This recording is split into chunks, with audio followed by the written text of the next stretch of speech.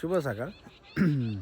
तर आजचा आपण यूट्यूबच्या जो काय व्हिडिओसाठी टॉपिक निवडला होता तो होता चारा व्यवस्थापनचा. तर सर्वात महत्त्वाचा कंटेंट होता काय आहे ना, शेतकरी वर्ग जो आहे का, जे काय दूध उत्पादक शेतकरी त्याच गोष्टीसाठी जास्त परेशान असतात. काय चारा व्यवस्थापन कुठंतरी त्यांचं चुकीचं असलं, नियोजनाचा अभाव असला की चारा अपुरा चारा, त्याचं परफेक्ट नियोजन नसणं, मग गाईच्या दुधाची क्वालिटी न भेटणं, त्यात फॅट SNFची कमतरता, मग या गोष्टीसाठी कुठंतरी सगळ्यात महत्त्वाचं नियोजन आहे चारा व्यवस्थापन आपण ज्याला म्हणतो. तर ते जे नियोजन आहे ते सगळ्यात महत्त्वाचं आहे. आता तुम्ही बघू शकता इथं आपल्या घरचा जो काय चारा व्यवस्थापनाचा जो काय एकरभर शेती असल्या कारणानं तुरळक आहे. पण त्यासाठी एक छोटंसं नियोजन केलेलं आहे की इथं 4G बुलेट सुपर नॅपियरची लागवड केलेली आहे. जवळपास अर्धा एकर आपण ज्याला गिन्नी म्हणतो आहे ती लावलेली आहे. तर सांगायचं तात्पर्य काय का ह्याच्या चारा व्यवस्थापनात आहे कापणीचा चारा तुम्ही जास्तीत जास्त घेण्याचा तुमचा प्रयत्न असू द्या. आणि सगळ्यात महत्त्वाचं गैरसमज काय लोकांचा, मुरघास फक्त मकाचाच होतो आणि मकाच्याच मुरघासावरती लोक भर देण्याचा त्यांचा जास्तीत जास्त विचार असतो. तर तसं न करता जो काही हिरवा चारा आहे मुरघासा योग्य, तर तो प्रत्येकाचा मुरघास केला तरी चालतो. तर आता या प्लॉटचं जवळपास आम्ही 12 ते 13 मुरघासाचे बहुत भरून ठेवलेले आहे. आता गिन्नी तुम्ही म्हणताल गिन्नीचा मुरघास टिकल का, मग त्यासाठी कसं काय नियोजन आहे. तर काहीच नाही, काय सगळ्यात महत्त्वाचं कोणताही चारा हिरवा आहे त्याची कुट्टी काढल्याच्या नंतर तुमच्या हातात आहे ना, त्या कुट्टीचा एक चेंडूसारखा गोल गोळा बनवा त्या चाऱ्याचा. ज्यावेळेस तो दाबणार आहे तुम्ही आणि ज्यावेळेस हात सोडणार थोडासा ढिल्ला सोडल्याच्यानंतर तो उलगडणारा जो काय चेंडू आहे तुमचा कुट्टीचा हातातला, तर तो अगदी हळुवारपणे उलगडला तर तो मुरघासा योग्य चारा हाही म्हणाल काय हरकत नाही. आणि तो जर व्यवस्थितरित्या नाही उलगडला किंवा आहे तसंच दाबून ठेवलेला आहे तसंच राहिला गोल आकाराचा, तर समजून घ्या त्यात पाण्याचं प्रमाण जास्त आहे, तो चारा कुट्टी योग्य किंवा मुरघासा योग्य नाही आहे.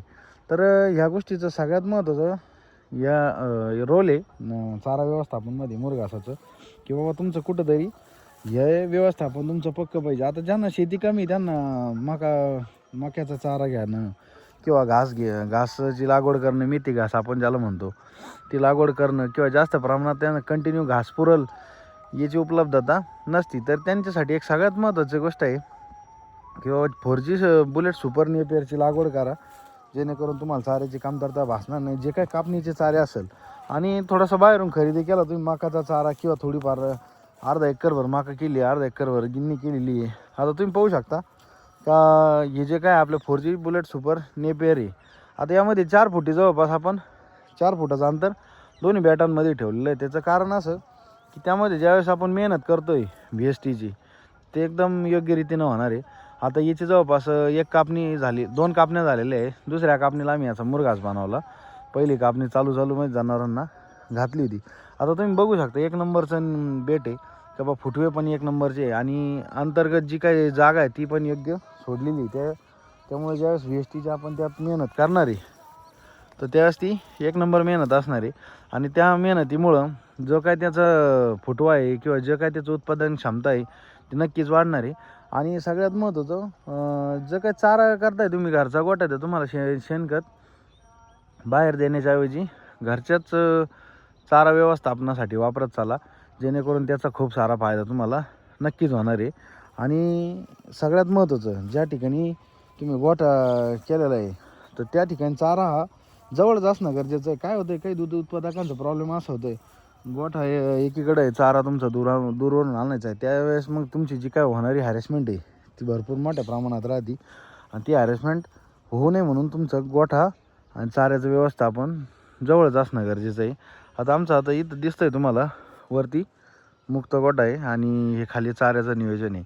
तर चाऱ्याचं नियोजन त्यातल्या त्यात असं आहे की 12ही महिने तुम्हाला रोज खाली यायचं किंवा 365 दिवस तुम्ही रोज खाली येताय, तोडताय आणि मग नेताय, वाहताय इथून गिन्नी. तर हे थोडंसं यात बदल करा. काय होतं कुठंतरी गिन्नीचा मुरघास करून ठेवल्याच्या नंतर रोज तुम्हाला कुट्टी काढण्याची किंवा रोज मेहनत करण्याची गरज नसली पाहिजे. कुठंतरी तुमच्याकडं उपलब्ध स्टॉक असा पाहिजे. त्यांनी होणार काय आहे का तुम्हाला त्या व्यवसायात हॅरेसमेंट नावाची गोष्ट कमी होऊन जाईल. आणि सगळ्यात महत्त्वाचा गिन्नीचा मुरघास असेल किंवा मकाचा मुरघास असेल, याच्या 2 गोष्टी जर उपलब्धता असेल आणि तुमच्याकडे शेती कमी, तुम्ही मेथी घासाचं प्रमाण जास्त प्रमाणात घेऊ शकत नाही समजा, तर त्या ठिकाणी त्याला पर्याय म्हणून तुम्ही जेवढं काय आहे तेवढी 4G सुपर नेपियरची लागवड करा. त्याचबरोबर मकाचा मुरघास आणि गिन्नीचा मुरघास आणि त्याबरोबर मिनरल मिक्सचरची पावडर तुम्हाला कंपल्सरी वापरणं गरजेचं आहे. तर ते का, तर गायांची तब्येती टिकून राहणं गरजेचं आहे. जे की आता मेथी घासातून जे काय तुम्हाला प्रोटीन्स मिनरल भेटणार आहे ते फक्त गिन्नीतून आणि मकातून भेटत नाही. आणि त्यामुळं काय होतं माहिती आहे का, जनावरात कुठंतरी कमतरता भासू लागते. तुमच्या गाया गाबणं जाणं किंवा लवकर वरच्या वेळेच्या वेळेवर वेत न होणं त्यांचं, या सगळ्यात महत्त्वाच्या गोष्टी तुम्हाला या समस्यांना सामोरे जावं लागतं. तर याची एक सर्वात महत्त्वाची नोंद घ्या. आणि त्याचबरोबर जे काय आहे गोठ्याचं व्यवस्थापन असेल तुमचं, जे काय आपण म्हणतो चारा व्यवस्थापन, हा जो काय विषय आहे दुग्ध व्यवसायाच्या संबंधित, तो खूप लाख मोलाचा आहे. आता होतं काय माहिती आहे का, बरेचसे शेतकरी वर्ग आहे ना सरकी पेंडीचं प्रमाण जास्त घालतात. का फॅट लागली पाहिजे, सरळ सरळ त्यांचं म्हणणं असतं. मग त्या फॅट लागण्यासाठी त्यांचं म्हणणं काय असतं, सरकी घातली पाहिजे. पण सरकीला एक पर्याय म्हणण्यापेक्षा प्रमाण कमी करू शकतो फक्त आपण सरकीचं. तर त्यासाठी पर्याय एकच, का तुमच्याकडं वाळेल चारा स्टॉकमध्ये पाहिजे. आणि वाळेल चारा जर तुमच्याकडं कडबा असेल किंवा एखादाच गव्हाचं भूस वगैरे, सोयाबीन भुसा वगैरे जर असेल तर त्याचं स्टोअर करत चाला, जेणेकरून तुम्हाला त्याचा नक्कीच फायदा होणार आहे. आणि ह्या ज्या वाळलेल्या चाऱ्यातून जे काही फायबर मिळणार आहे, वाळलेला चारा जर तुमच्याकडे योग्य प्रमाणात असेल तर तुम्ही सरकीचं प्रमाण कमी करू शकता आणि तिथं कुठंतरी तुमचे 2 पैसे वाचू शकते. हे सगळ्यात महत्त्वाचं आहे. तर सांगायचं महत्त्वाचं तात्पर्य काय, चारा व्यवस्थापनातून तुम्हाला कितपत पैसे वाचवता येते किंवा जो काय वाळलेला चारा आहे त्याच्याबद्दल जे काय तुम्ही स्टोअर करणार आहे, त्या स्टोअर केलेल्या चाऱ्यातून तुम्हाला जे काही फायबर भेटणार आहे त्याची सरकीला पर्याय म्हणून तुम्ही त्या गोष्टी ठेवू शकता कंटिन्यू. सरकी बंद करा असं माझं म्हणणं नाही, पण प्रमाण कमी करा, जेणेकरून गोळी पेंड वगैरे त्याच्यासोबत असेल किंवा सरकी जर असेल तर सरकीचं प्रमाण तुम्ही कमी करू शकता. आणि ह्या प्रमाण कमी केलं म्हणजे कुठंतरी कळत नकळत तुमचा खर्च वाचणार आहे. तर आता तुम्हाला दाखवतो मी आमचा गोठा दाखवतो आणि मुरघासाच्या बॅगा देखील दाखवतो.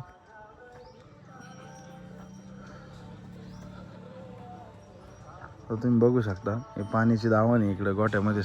मुक्त गोठा आहे, मुक्त संचार गोठा आहे आणि त्याच्यामध्ये पाण्याची दावण आपण सेपरेट ठेवलेली आहे.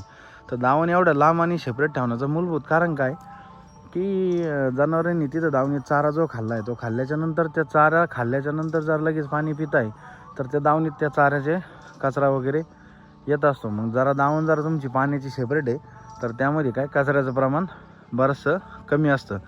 मग त्याच्यामुळं थोडंसं साईडलाच असणं गरजेचं आहे मुक्त गोठ्यापासून दावण. तर हे नियोजन तुम्हाला कसं वाटलं नक्कीच कमेंटमध्ये सांगा.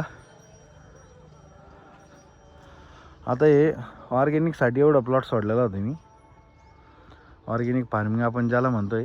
आता याच्यासाठी एखादा स्पेशल व्हिडिओ आणि स्पेशल कंटेंटमध्ये मी तुम्हाला सविस्तर माहिती देईल. तर आतापुरतं सगळ्यात महत्त्वाचं इथं कुट्टी आमची, आता सध्या गिन्नीचा मुरघास बनवलेला आहे त्याच्यामुळे कुट्टी सध्या बंद ठेवलेली आहे, कारण कुट्टीचा वापर नाही म्हटलं तरी चालेल. आता तुम्ही बघू शकता हे गिन्नीचे मुरघास भरलेले आहे सर्व. आमचा गोठा आहे छोटासा.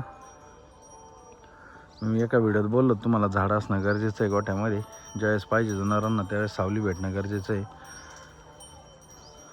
ते गिन्नीचे मुरघासाचे बहुत भरलेले तुम्ही बघू शकता व्हिडिओमध्ये.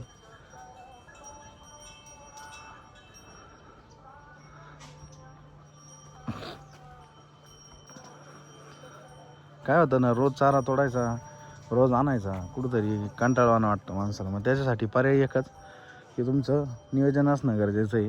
आणि चारा व्यवस्थापनाचं जर नियोजन नसेल तर तुम्हाला त्या गोष्टीची कधीच अडचण भासणार नाही किंवा कंटाळा येणार नाही. तरी आजच्या व्हिडिओसाठी आपण या ठिकाणी थांबून घेऊ. तरी कसा वाटला आजचा व्हिडिओ, आणि जो काय ब्लॉगिंगनुसार जो काय व्हिडिओ बनवलेला आहे स्टँड वगैरे न ठेवता तुम्हाला दाखवण्याचा प्रयत्न राहतो माझा, तो कसा वाटला नक्की कमेंटमध्ये सांगत चला. आणि अजून काय काय जे टॉपिक आहे तुम्हाला विचारायचे असतील, काय जे प्रश्न असतील गोठा व्यवस्थापनाबद्दल, दुग्ध व्यवसायाबद्दल किंवा चारा व्यवस्थापनाबद्दल, तर त्या नक्की विचारा.